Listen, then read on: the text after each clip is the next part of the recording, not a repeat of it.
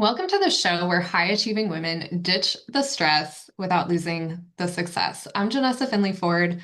I'm a coach, healer, and fierce advocate for mastering the art of being human. Because you weren't born to burn out, you were born to rise. And this is where science meets spirit and ambition becomes alignment. And I don't do this alone, so let's meet the other voice behind the mission. And I'm SJ. I'm a certified crystal healer and shamanic earth and energy medicine practitioner.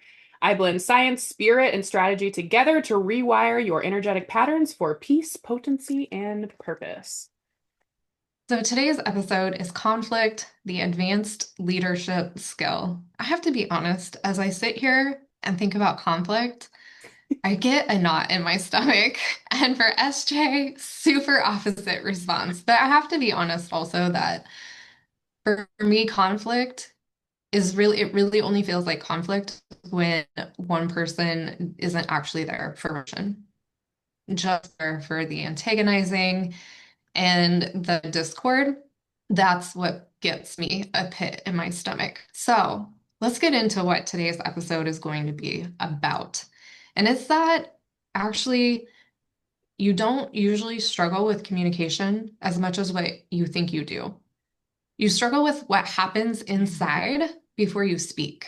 So the tightening in your chest when the tension enters the room, or the instant calculation of how this could go wrong, the urge to smooth, to fix, to delay, to intellectualize, to quietly disappear, or maybe just to spit utter brash truth, unaware of the impact it might have on others.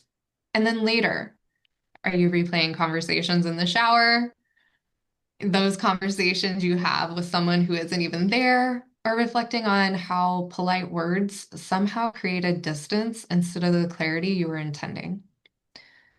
What's fascinating is we tend to treat these as personality habits or communication styles or relationship problems when they're an expression of something unseen shaping in the scene.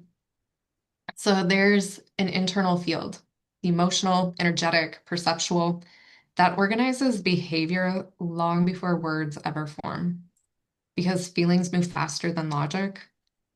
Power dynamics get sensed before they're actually understood. And your body makes relational decisions the mind later has to explain. So today we are going to talk about conflict, but not the surface version. We're going to explore it as a leadership capacity. Because if you avoid, avoidance creates behaviors. If you're indirect, indirectness creates stories. Unspoken desires turn into complaints. And then there's also gossip, which often becomes the pressure valve for power that we don't know how to hold cleanly. So, the moment that you can stay present while tension exists, you stop managing people and you start relating to them. And that shift lives in the invisible before it ever shows up in the conversation in the physical. And that's what we're getting in here today. So let's open our eyes a little bit wider to what conflict is all about. To get us started with a story, I feel like this is the best story for this conversation. A friend of mine and her daughter drove over to my house yesterday. The daughter is practicing driving so she can get her driver's license and pass the test. And we'll just say the daughter's name is Anne. So Anne was sitting and discussing the experience of learning to drive, to have a learner's permit, to be driving with a parent all the time, and the experience of driving, particularly with one of the parents who likes to tell her to look in front of you, look behind you, pay attention to the vehicle beside you. How fast are you going, right? Like all these things that we have to learn to take in informationally when we're driving. And it creates a little bit of conflict between them. And so I was kind of being facetious about it. And I'm like, well, think about it, Anne. It's kind of like when you were, 2 or 3 And when we learn new things, we have to be really conscious about it before we can be unconscious. Because here was the source of the conflict. The conflict is that everything that this parent tells Anne to do when she's driving or to not do, they do the opposite of when they're driving. So there's incongruency, right? Like they're telling her how to drive, but then they don't do the same thing.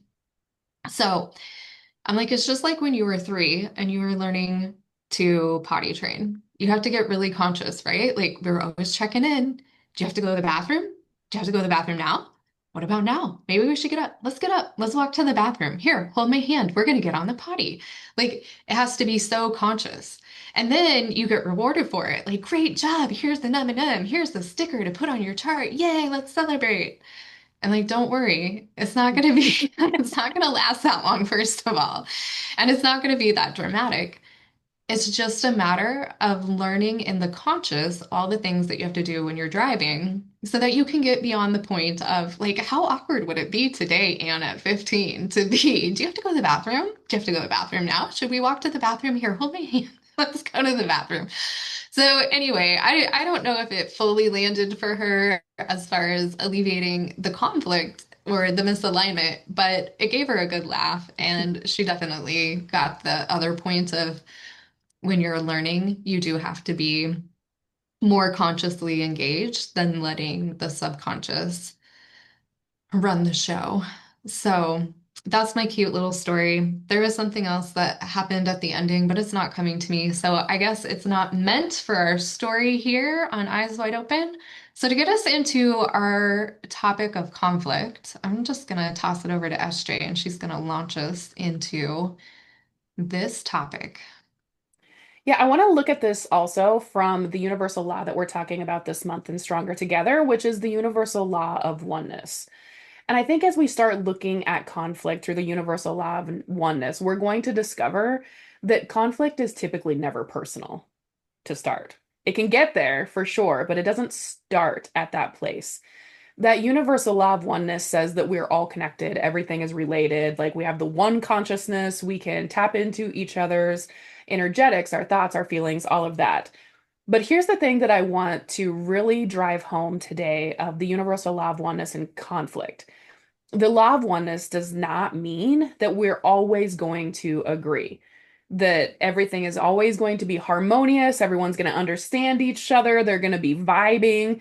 It also does not mean that we get to bypass tension and label it peace when it's likely still conflict, just avoidance of it and actually missing the directness that can come from a disagreement that doesn't have to turn into a nasty argument. I'm not saying that. Conflict doesn't mean an argument, it means a discrepancy in the way we are perceiving what is happening. The law of oneness just means that none of this is happening in isolation. This is moving through our energy field, it's moving through the other person's energy field. Likely, it's moving through your entire team dynamics energy field because energy is always going to be felt first. Every single interaction that you have happens inside of a shared field. That's the really important part of the law of oneness, that every emotion moves through that same field, and every unspoken reaction is going to leave a trace on the energy within that room, within that relationship as well. So when conflict shows up, it's not proof that someone has failed or someone is right or someone else is wrong. It's none of that, right? It doesn't mean that somebody was right and somebody was wrong and that we're arguing our points to be right. That's not what we're talking about when we're talking about conflict. Conflict is proof that something moved and wasn't actually able to be spoken, digested, metabolized, transmitted, transmuted, all of those fancy cliche words. It just means that you couldn't process entirely what was happening from that emotional body into the logical and the physical body as well. And I think this is where most leaders can miss the point. They can treat conflict as a behavior problem or a personality issue or a person problem. Like it's the other person's behavior or just them as a human is the problem. When it's actually just an energetic field event, it's nothing more. Just means that something happened within that auric field for you and that other person that has a different vibration, has a different resonance. It could have had a different intent from that person. However, your perception changed the intent to fit your rhetoric based off of the emotional response that you had that maybe you didn't even pick up on or log or I'm a head point, right? Or think about. Like, I didn't think about the fact that my emotional body was triggered first. So then, when I don't recognize that, I instantly go into rationalizing in my mind the intent without actually being open to have the conversation of what is the goal of this conversation, or what was your intent with bringing this to me? Like, what were we looking to do with this info? Is this info coming to me because you felt a certain sort of way about something that I did? Like, let's talk about the real thing and not try to make up in my mind a factual or logical reason to support what I am interpreting to be the reason, right? Like, I may be interpreting that you decided to attack me, so therefore you want to fight. That's probably not actually true. That may not actually be what the person brought up, the subject that is triggering me, which is the core that the focus has to be on. I need to feel and understand internally what's going on with me right now in this moment, because it's actually not about them. It's not about the other person. It's not about the topic that we're talking about. Something internally is happening in my emotional body that I need to actually look at, because that is my responsibility to take a look at my emotions and my feelings before I project that outward onto someone else. So, really looking at things like what tension do I sense, but I've avoided talking about it or naming it. Like, maybe I feel like someone is in direct competition with me or is threatening my position, but I'm not having that conversation with myself first about why do I feel this way? Are there even factual basis to support that thought and that feeling? And I'm also likely not talking to the other individual when we get into those heavier topics. And also for me, really slowing down my thoughts is the most important thing for me and likely all head points. And leaning into that, what do I feel right now before I open my mouth and word vomit all of the thoughts over the other individual. So if you're an Enneagram 7, this one is really going to hit home for you. Stop the mouth vomit and wait. Pause and tap into what do I feel? And that probably sounds really gross to most Enneagram 7s as I say that. So let's start small. Does your collarbone feel tingly? Let's just start with that. Like, I have a tingle in my collarbone. What is happening with that collarbone? Before you decide what you're going to say, just to slow down those thoughts and the projection. Because as sevens, we're really good at projecting blame to anything. Like, if you tell us that I want you to just fight about this, no problem. Doesn't matter what this is. Like, it could be anything. That this thing behind me, this plant, is purple. And I would argue how there's definitely purple within that plant. So it's clearly purple. So slowing down is the point that I really want to hit for all enneatypes. Just slow down and check in with that emotional body of what do I feel right now? What is going on before I decide to project reasoning or facts onto the topic when maybe there isn't any. We have studied the Enneagram and different people's experience of being human for a long time, and it is so wild to me still. Like, it's fascinating. You need a freaking pit in your stomach. That's what you need. Because I'm sitting over here and I'm like, I don't know how you can not feel into your body I got nothing. because it's undeniable, but it's not the frame of reference. So on the flip side of what SJ shared, I believe that there's a conversation around conflict feeling very personal for those of us who are softer. Um, I don't know the right word for this. It's not necessarily More connected to more their connected. emotional Yeah. body. Like, you are just far superior in your connection to your emotional body. This is connection is actually the theme that we're talking about, not in that way. So yes, of course, connection to the emotional body. But I have, and it's still a work for me in progress to not take conflict personally. Mhm. And these feelings that we have that move faster than logic when you are a feeler and you're so in tune and connected to the emotional body, you feel it instantly, even before you can formulate and think through how you're going to respond. Mhm. So there's just an overwhelming amount of emotion or sensation in the body. And the conflict isn't necessarily about the disagreement for a feeler. From my standpoint and what I've researched about people's perspectives, it is about the perceived instability and connection with someone else. So this is going to land, especially for Enneagram 9s, Enneagram 1, I would say even Enneagram 2, 4, 6, potentially, Mhm. where when that connection feels like it's wavering or broken, that it's ruptured, that's when they'll turn inward to take the conflict personally, as though they've caused it or whatever meaning they make about it. And of course, we can make lots of different meanings about it, but that starts that taking things personally spiral, if you will.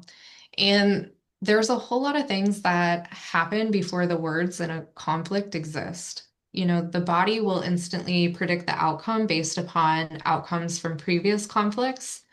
That's going to trigger the identity. So, for instance, if your identity is that you are a peacekeeper or you're a peaceful person, then your identity is going to start operating. And then what follows at the end is the behavior, which, if you're on this peace thread of connectedness, the behavior might look like avoiding conflict or brushing it off or passively placating, like not placating where someone is really irritated and know that you're deliberately doing it, but just making it okay so that you can return to a place of stability of connection with the person. So, so often when you look at it from this lens, you'll see how the conflict doesn't often begin when the talking begins. There's a whole succession of events that have happened in your internal world before you even got to that point. And the real trigger is when your safety feels uncertain, Mhm.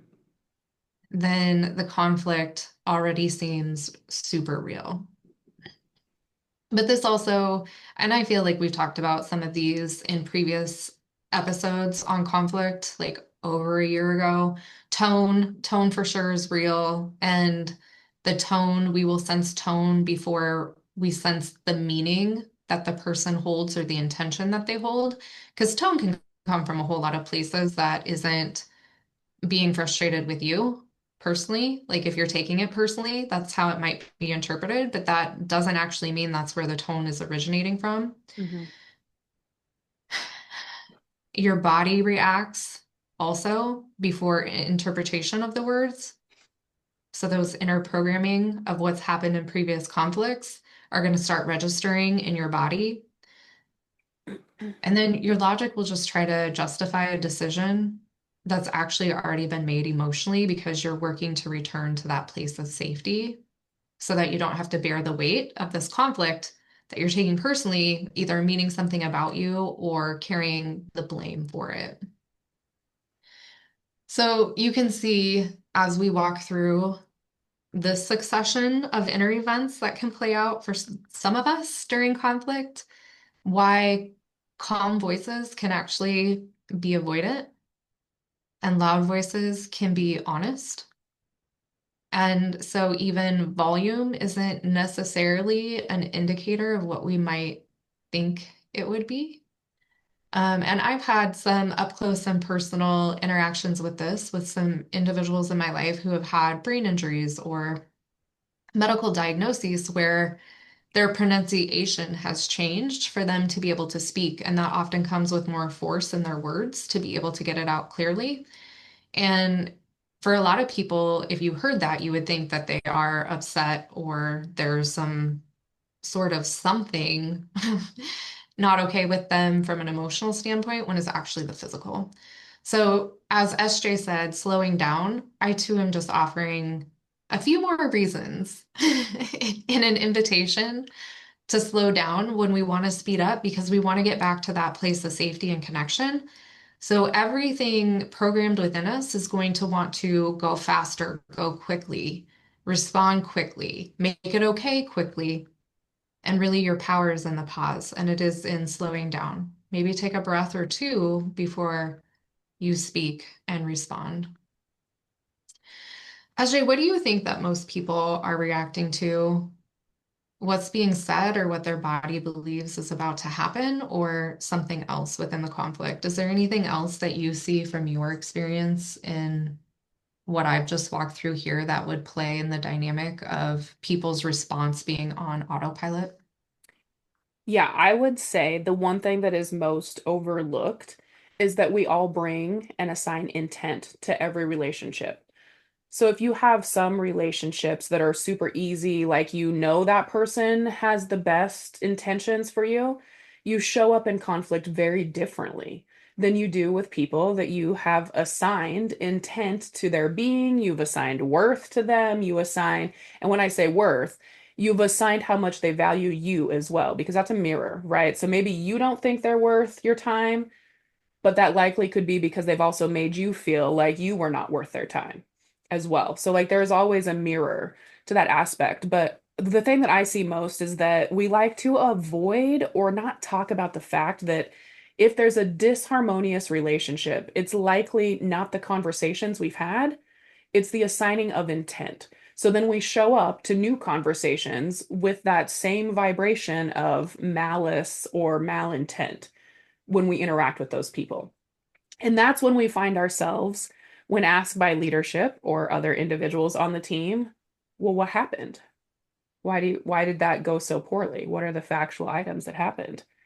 And then you start playing the conversation in your head and you're like, huh, when I think about the words that occurred, I can't find a factual reason that this conflict went poorly or that this conversation triggered me in a way. And that's because we've avoided the conversations early on about, I think you want bad things for me. I don't think you want to see me succeed. I don't think that you perceive me in a good light, which, right? It's a mirror. So all of those things that we're assigning to the other person is true for us as well. We probably don't necessarily want them to get rewarded for their our perception, bad behavior, their bad work, their lack of initiative, their lack of intake, but it's always the intent that we have assigned to that person that determines whether conflict is going to be able to be resolved harmoniously or if the conflict is going to degrade the relationship further. And I'm sure we all have those relationships where we can look and say, like, man, I don't know why that person has such a hard time with other people because they're super easy. They're easy to work with. They are super high vibrational, like they have their shit together. Well, they do in your relationship, right? Because both of you hold the same vibration, the same intent for each other. Like, I know you want good for me. So, therefore, when you're upset about something, I want to hear it. I want to hear it because I want to truly resolve it. So, as leadership, we like to lie to ourselves a lot and say, oh, I want to resolve everything. I want to resolve every conflict. I want to resolve every personality or personnel problem. No, you don't. No, you don't. Because if you did, you would identify your own malintent for that person and you would do the inner work to clean that up so that you can at least show up in clean energy whenever that person comes to you to then decide based off of facts and not perception.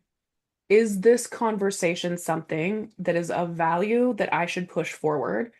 Or can I explain to this individual why that isn't an option I can explore in a honest but also non-confrontational way? Because confrontation is a very different vibration than conflict. They're very different, even though they're very close with their letters.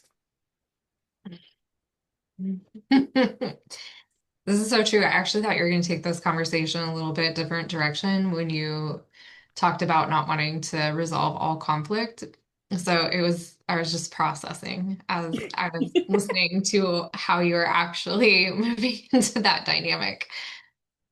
One of the things that I have found with conflict, and it was definitely a growth edge for me, being empathic as well as wanting to walk away from conflict in peace, truly, by the end of it, which is often outside of my control. But I would relate for someone rather than relating to them. And so when they would present their concerns, the issues, the problems, I was not necessarily holding space for them to have all of that, but want to solve it, want to fix it, want to soften it, want to rescue it, want to reassure, maybe explain it away. I'll take the responsibility for your emotions that never belonged to me in the first place. You guys, are you with me? There's got to be other people besides me that just fall into this too. And so the relationship might look peaceful on the surface, but the energy underneath is definitely super uneven. Because by helping so much, by trying to regulate so much, I would unintentionally interrupt their growth. I would prevent them from having the skills that they need in the workplace when I would show up and resolve tensions between other people for them by moving job assignments or finding a passive way to alleviate those points of conflict. They didn't develop the people skills. So then, with the next assignment and the next group of people, there's yet another conflict with another person that they still didn't know how to resolve. And so, as leaders, especially if we fall into wanting to be likable, um, or just wanting to have that peaceful, harmonious dynamic, you know, you can enable people without meaning to. And what can really happen is the emotional labor becomes imbalanced because while you are relating for other people and trying to regulate, you're doing a lot of work and they're not. And that becomes very imbalanced. And what can happen with it for you, possibly, is resentment to follow. And you're being the bigger person. And when you're always being the bigger person, eventually you get tired of being the bigger person, and that feels like an injustice. So, what really happens here in the end when you are relating for people rather than to people, and I hope that you understand what I'm saying there, is really it comes down to regulating preemptively someone else's emotions around a conflict. Mhm. You don't have mutuality where both people are stabilizing the dynamic, which is going to create this person always wanting or putting the onus on you to make things okay for them time and time and time again. And that, especially if you're a leader, not just in the workplace with colleagues, that can get exhausting even just with your colleagues. But if you're a leader, and you use this dynamic to lead a team, and you have a team full of people who constantly come to you because you've set the stage in this manner, you are going to get burned out real quick. And you are going to be exhausted day in and day out from an emotional standpoint. I know you feelers who are listening to this, you're probably nodding your heads, maybe even laughing a little bit because you're like, oh my gosh, it's all so true. I wish I didn't know from experience, but it's very real, very real. So here your power move is to draw back. And when people are talking to you about the conflict that they're having, affirm their experience of that, and then help them to formulate and seek solutions unless that's not an option, and create a solution-based conversation around resolving that conflict that keeps them in the driver's seat. They're the ones with the onus. They're the ones that have to have the follow through. They're the ones showing up. You're equally defining both of your roles. This is mine to resolve in this situation. This is yours to resolve in the situation. And being very intentional to have both people being players in those scenarios and the outcome of the scenario? I see a smirk, SJ, and I'm so curious what's behind it. Well, I'm just hoping that the non-feelers are paying attention to the flip side of that conversation, that this is how other people experience us. While we don't have those same items come up, there's crossing, right? Like the rescuer, the savior, the do all the thing, all those silly roles that create codependency on teams. It's true for the non-feeler side of the house as well. We just do it differently, and we do it by minimizing, invalidating, and saying, I don't care like how you feel. I care about the outcome and the deliverable. I want my deliverable. And you'll hear that in non-feelers, I feel like too. They'll start using words like mine, me, I, my deliverable, not our deliverable. So being conscious around the community aspect and not over owning anything within the process because we too feel, I don't know if it's resentment, but certainly anger and rage and disappointment around why can't my team just do the damn thing? Like we have talked about this. We have talked about it. We have shown how to do it. We have set the expectations very clearly multiple times, vocally, in writing, documented a 5 million page novel or novella, maybe not a novel, novella at this point, of how I want you to do this thing. But because I have minimized their experience, I have invalidated their experience of the level of hard or heavy that this delivery is or will always be, they still aren't able to find firm footing where they can be truthful with me on what is happening because I have told them my intent, which is I don't care how you feel. I only care about the deliverable, which has not only invalidated them, but it has inhumanized me as an unreachable resource to where they can say, like, I'm not okay. I understand the deliverable. I get it. I understand what you want. I understand what we're marching to. However, my emotional body cannot carry this weight and I need help. Like I've removed that truth pathway because I have overlooked or genuinely not cared about their emotional experience because my value system doesn't prioritize that at work. So I think, well, just because I can compartmentalize these things and energy heal them away at the end of the day and process my feelings on my own time without needing to tell anybody or have that outlet. Or Janessa is often graced with my need for word vomit outlet of my day so that I can process that way. So My just favorite, because absolute favorite. Let's go. we create 10 syllable curse words over here sometimes because of the dramatic effect needed within that.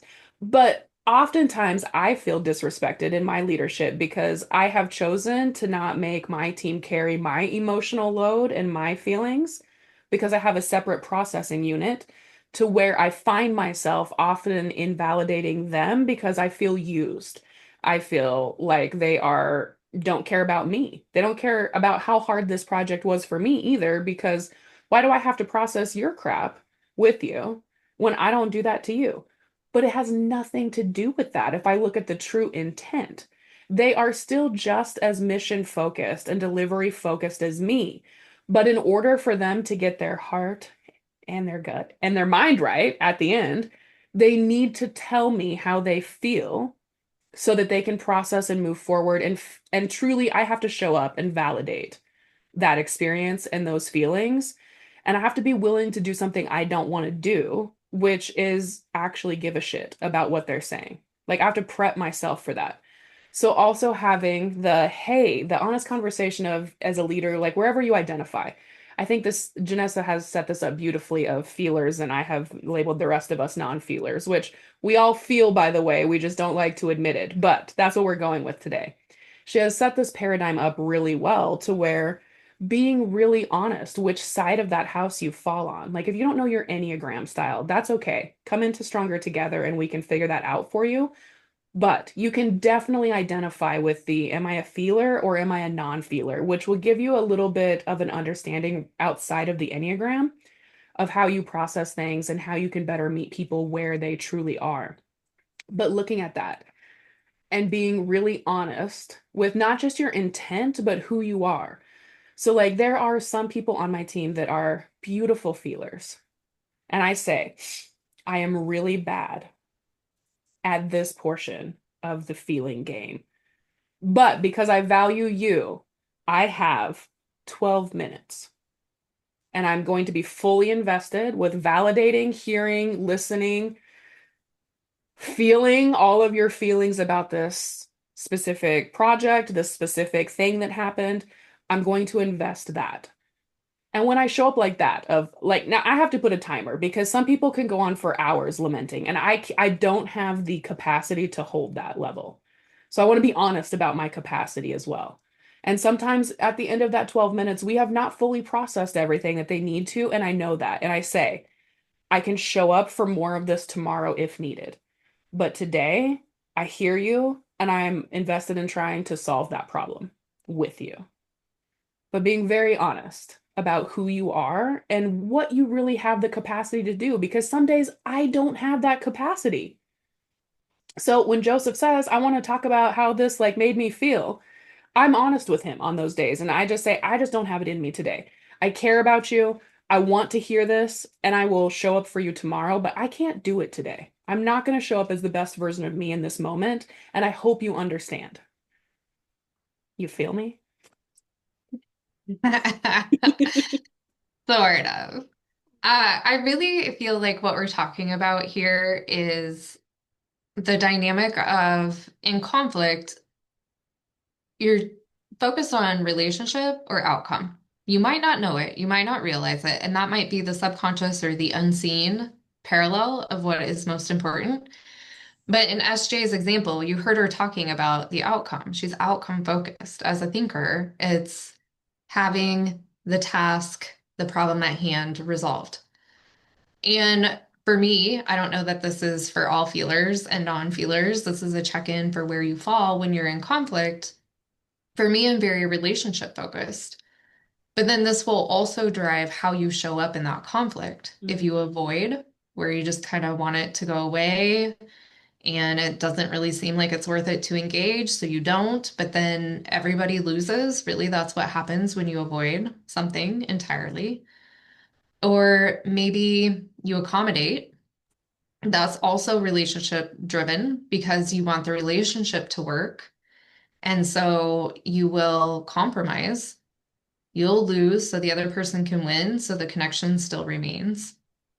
And then when you're more centered in relationship and outcome simultaneously, your approach might look like collaboration. I win, you win, let's figure it out so everybody wins. And then as you move to being super focused on outcome, it might look like I'm just going to tell you what's up, and then that's how that's going to be. Let's go do the thing.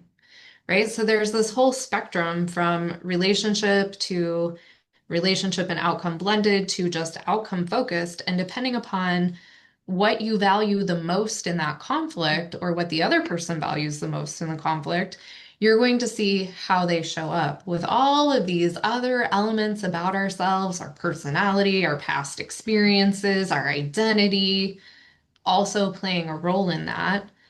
And it is so easy to see how conflicts get so messy so quickly because, especially if you have one person who's wanting to resolve the conflict for relationship and you have another person who is wanting to resolve the conflict for the outcome, Mhm. that it's not going to be a comfy, cozy, harmonious exchange. And there's going to be such a level of misalignment between those two because unless they're both calling to light, specifically their priority, you're going to be working at resolving two different elements with only one participant, even though both people feel like, hey, I'm coming to this conflict to resolve it. Mhm. And they think they're both showing up to be equal players, but they're playing a slightly different game within the conflict. Hmm. And this is the thing that I really love we've been diving into in the Stronger Together community so far this year is all of the little nuances. Like life is not, I'm a black and white person. Man, I love me some black and white. Like let's just have some clearly defined anything in life, and that is amazing. But we've been talking about all of the nuances of the spiritual laws, of the law of oneness, which I love that conflict came up. SJ was brilliant in bringing that and posing the question to the group of if we're all connected and we're all one, what role does conflict play then? Because we have all of these nuances within the human experience. And if we don't intentionally show up for them, then we can really experience a lot of things in life that aren't so comfortable to experience and not truly understand why because our intentions are so pure. Yeah, do you feel like inauthenticity gets lost or felt like it's inauthentic when we're prioritizing the relationship on one side and then prioritizing the outcome on the other? Do you feel like that codes as inauthentic between those two parties? I think it would really depend upon the person involved. I Hmm. mean, I feel like that can happen or has happened in the past between you and I, even how we approach me being relationship, you being more outcome driven. Yet I don't ever feel like it's been inauthentic because I do know you so well. I know Hmm. that you're being true to you. I know I'm being true to me, and we just look at things so much differently. But that's the advantage of getting Right. to know someone so intimately, so detailed, versus in leadership roles, sometimes you don't have the opportunity to get to know people on that level, or sometimes you want to get to know them on that level, but they have walls up and they're never going to actually let them down far enough that you're kind of left to make some educated guesstimates to try to move things forward. But I think there is room to say that, yeah, likely for other people who don't know people, beyond surface level in more casual work environment exchanges. I think there's a lot of times there's conversations about, oh, that person's so two-faced or this or that, where the Hmm. authenticity does become lost because there isn't the psychology side of it to understand what's going on behind the scenes. And then judgments are made or impressions are labeled accordingly. Yeah. What are your thoughts on that? Yeah, I think so. I think when often not with you, I've never noticed inauthenticity with you, but I think again it's the intent we hold, right? So go back to like my first point of intent, I think is often the thing that we just bypass. But yeah, absolutely, like at work when somebody, certain people have told me that they want the same outcome as me, they want to meet the deliverable timeline, they want to deliver a high quality product, that obviously, since you've brought this to light about relationship focused, that's where they live. They lived in the prioritizing of their relationship with me, whereas I was prioritizing delivery. So when they didn't meet the timeline or the deliverable, or they didn't produce what they said that they were committed to doing, I felt like, yeah, this person lied to me. They don't actually care. They don't care about this project. They don't care about doing the right thing. They don't care. You can hear my stress point, right? Did you hear my Enneagram one? Like, I'm stressed out. Now I'm a terrible Enneagram one in this moment of how dare they lie to me and do the wrong thing. So, yeah, I would say for me, I definitely have coded that as inauthenticity or being lied to. When now, as I'm sitting here processing and thinking about the point you brought up, it wasn't a lie. They were just prioritizing the relationship. And they probably in that moment did, in fact, think that they could do what they said they were going to do. Maybe it just lacked follow through, or they didn't have all of the information available to them to really make that commitment to me. But because they prioritized the relationship rather than really prioritizing the can I deliver this outcome, it felt super inauthentic to me. And I definitely categorized that as someone who lies, someone who can't meet delivery timelines, and someone that I can't rely upon because of all of those things. Now, maybe I can't rely upon that person for delivery dates, but I can rely upon them to want to make it work and also for their ability to see all sides of the team members and prioritize those relationships. So while maybe I want a little bit more info, if I grant them the grace of more time before we have this conversation of can you make the deliverable that I'm asking you to make going forward, rather than pressuring them to answer me on the spot when that is not their default programming. Like they're not built for that, like on the spot game, right? Like they're just not. And that's No, quite okay. not. And that's okay, right? Because it's not something that we all have superpowers that we're innately good at.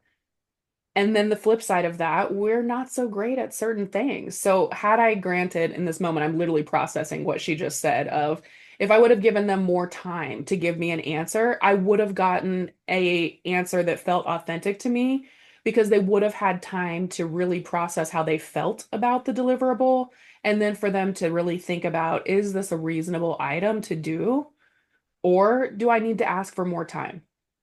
Because I say that to them all the time too. If you needed more time, why didn't you ask for more time? You didn't ask for more time 2 weeks ago, but you're asking for more time on the day of the delivery. That I have a problem with.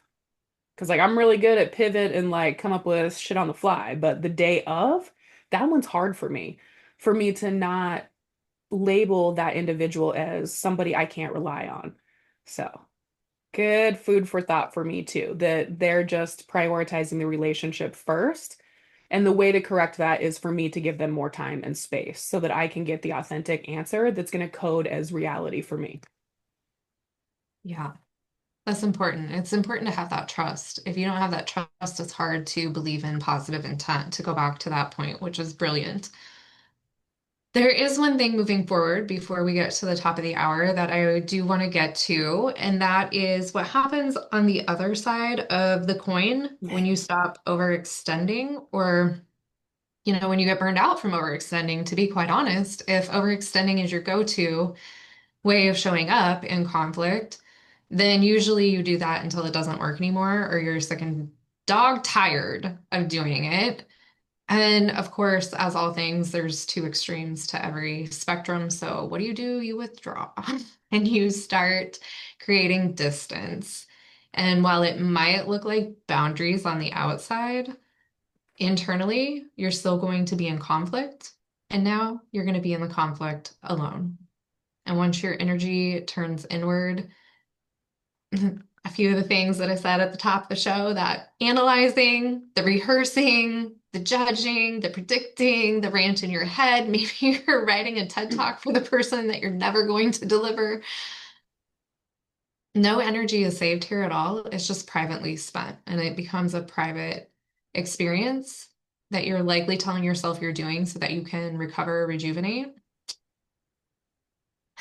But that doesn't often happen unless you do so very intentionally, very strategically, and with some tools to ensure that you are shifting your inner world. So when you reemerge from the withdrawal, you have something very strategic and productive to do in the situation. But it is important to know that silence can still be engagement. We talk about that a lot here, that the leaders, the strongest leaders, are often they're slower, they're not necessarily always talking, but they're actually listening quite a little. And that a healthy amount of distance can manage unpredictability. So, when chosen with strategy, that can also be a positive thing in the workplace. But sometimes I don't have the capacity actually means that I don't trust what will happen if I take action. And so, as we talk about positive intent and that trust that can be built between two people within the conflict, it's also really important to assess your trust in yourself in the situation as well. And especially if you're withdrawing, that's a really good time to check in on what your level of trust is with you and resolving the situation or who you need to be to show up in the situation in order to find that place of resolve. Because at the end of the day, the avoidance keeps relationships frozen in an old version of each other. And when it is work related, then typically a lot of that project will stay frozen as well. And then when you are outcome driven, If the relationship is frozen, your outcome usually gets frozen also. So sometimes being very outcome, I'm a doer, I like to take action and achieve. It's interesting to see that in conflict, relationship is a higher priority for me than the outcome, usually, not always. It's just interesting to see the dynamic of all of that play out. And sometimes if you're too focused on outcome and there isn't nurturing happening with the relationship, and you think if you just push harder on the deliverables, on the things that need to get done, this is so simple, just do the thing, the outcome just stays frozen because the relationship is frozen. So you can't ignore that dynamic within a conflict and get the result that you need and or want by either technique, by either overextending or by withdrawing. So there is a middle ground. There is a way to stay sovereign amongst the collective, so to speak, or to be centered, to be very present within yourself and a situation and be able to resolve it. And we talked all about that solution within the Stronger Together community. And as we're drawing near to the top of the hour, I am going to leave you guys in a cliffhanger with that because we don't have enough time to present it and to give you the details in a way that would really make you very successful in applying it in your day-to-day leadership conflicts that you may experience. So as we're moving here towards the top of the hour, before we reach our wrap up, SJ, I just want to make sure that I honor space and time for any other high point deliverables that you wanted to bring to this conversation today. No, I think you definitely covered it. When you feel the conflict, it never started in that specific conversation. It always originated far before that conversation that is coding for you as conflict. Yeah. And it's really about handling things cleanly. It is going to increase trust more than agreement between two people ever can.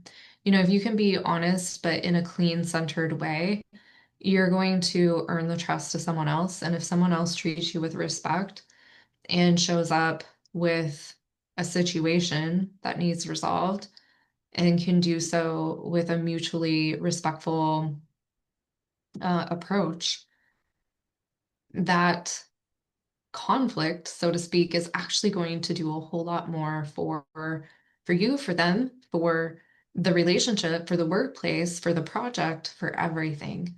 And so it is so important how you show up in your leadership capacity, not just to be outcome driven and not just to be relationship driven either.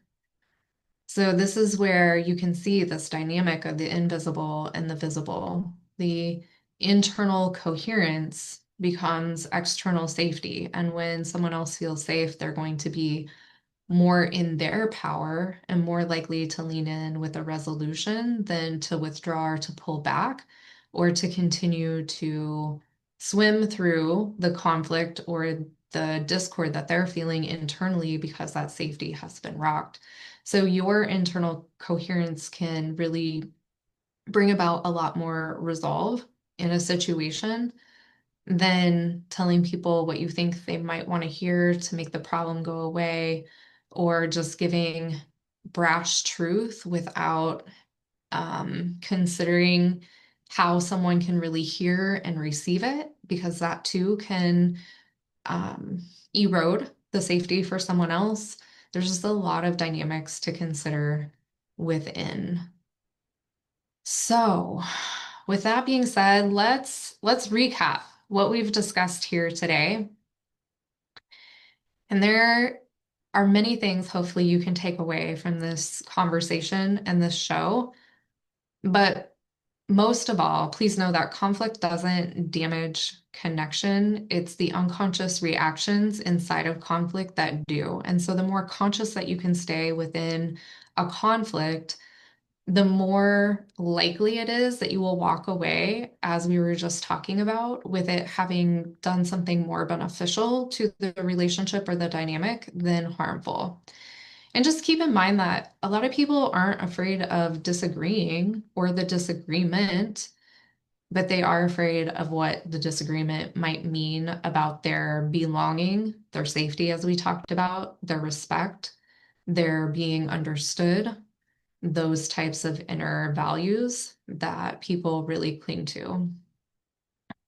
And because of that, we can start managing the moment instead of participating in it. So, going back to relating for people rather than relating to them and working to have an outcome rather than actively participating, listening, and being involved in that dynamic.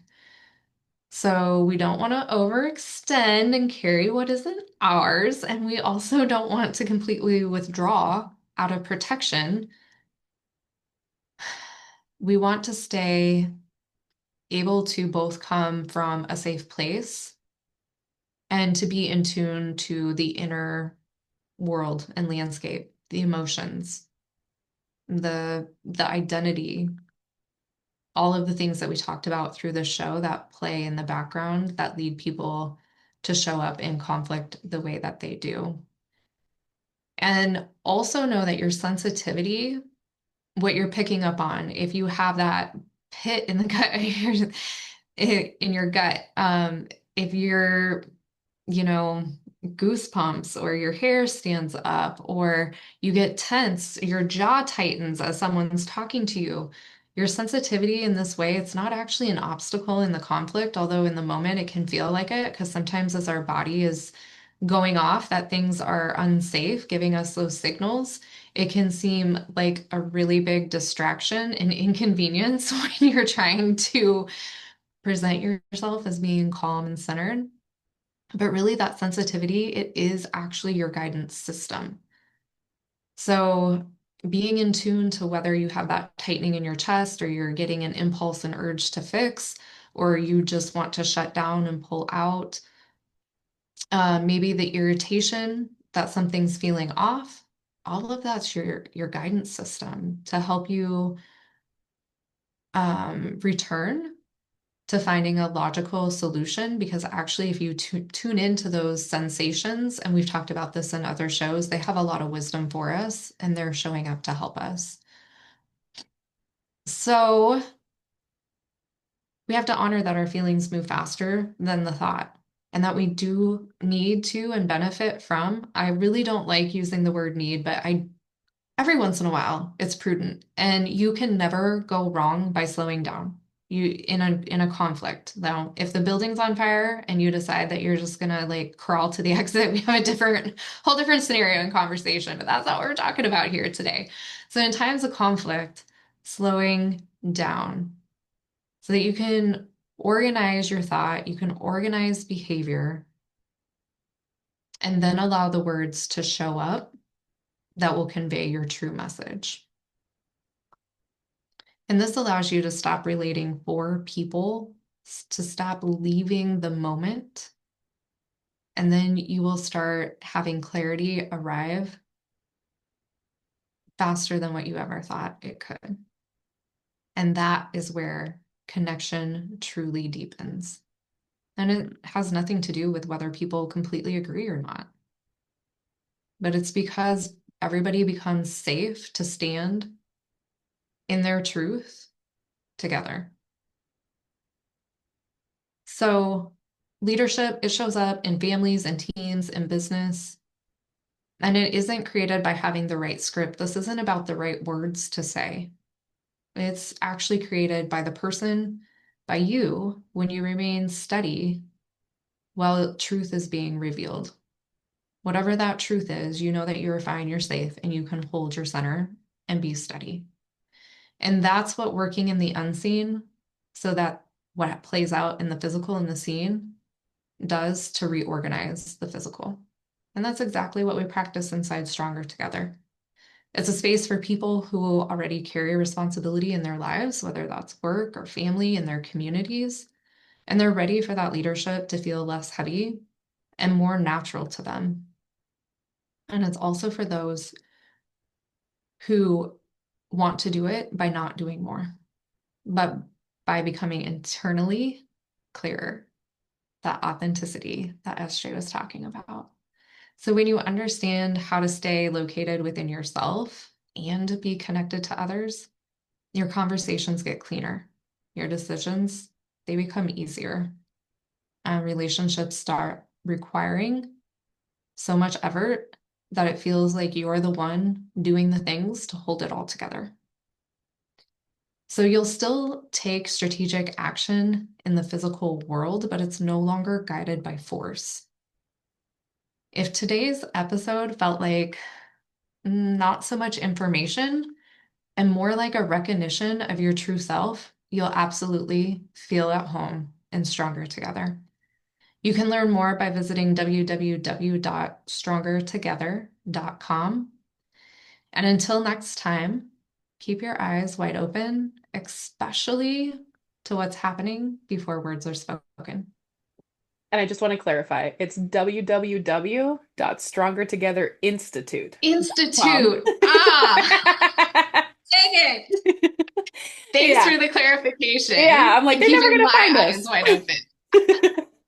Janessa shall keep All right. her eyes wide open, and you all will find us at www.strongertogetherinstitute.com.